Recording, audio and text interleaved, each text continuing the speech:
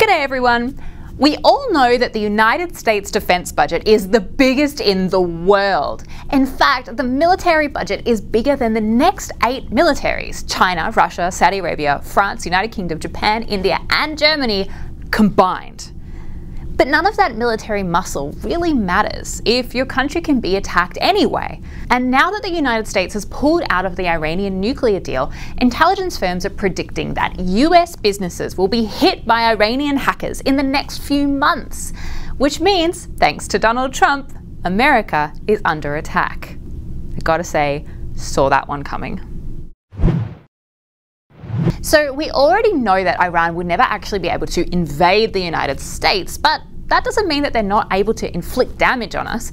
Iran has a sophisticated government-sponsored hacking capability called the Mabna Group, who are paid by sections of the Iranian military to steal data and inflict damage on the United States. Just last month, the FBI caught a group of Iranian hackers who had stolen sensitive information before the Iranian nuclear deal was in place.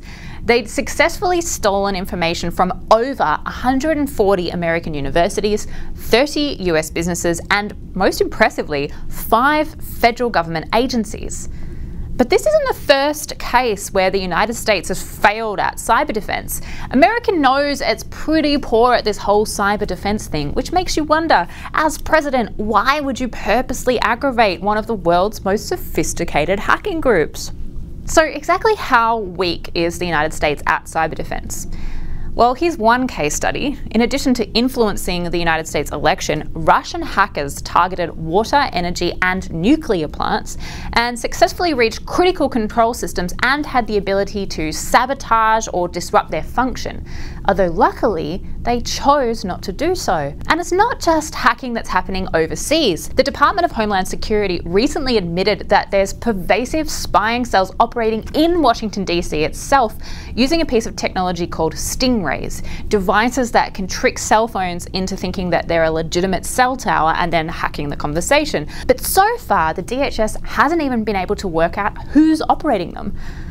There's an old adage that the United States is super ready to win World War II, but not ready to win World War III. The president's defense priorities focus on nuclear weapons, missile systems, tanks, guns, ships, and drones.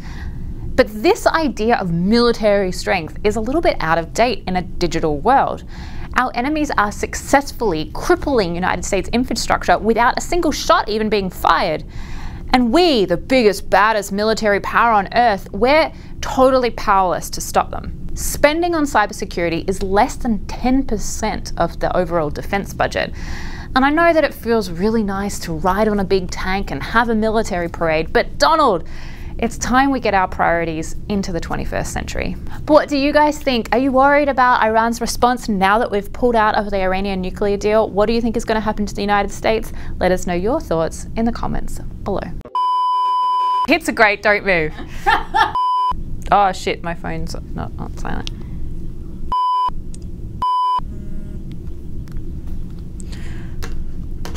Okay. Hopefully everything stays in place.